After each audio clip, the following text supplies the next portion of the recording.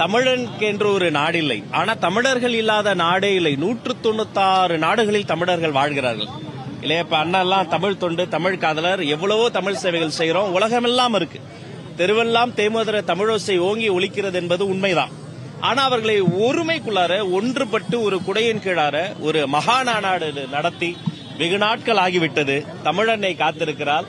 அது மிக சிறப்பாக நடத்துவதற்காக மாண்புமிகு முதலமைச்சர் அவர்களோடு கலந்து ஆலோசித்து வெகு விரைவில் நல்ல அறிவிப்பு வர இருக்கிறது. அதற்கான ஆயத்த பணிகள் தொடங்கிவிட்டது.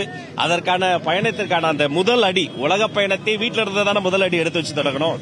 அந்த பயணத்திற்கான முதல் அடி அடுத்த வாரத்தில் நான் தொடங்கி வைக்க போறேன். எல்லா விஷயத்திலும் நீங்க சப்போர்ட் பண்ண மாதிரி இந்த தமிழ் தொண்டுல உங்களுடைய அன்பையும் ஆதரவையும் நான் கூறுகிறேன். விரைவில் நல்ல அறிவிப்பு காத்திருக்கிறேன்.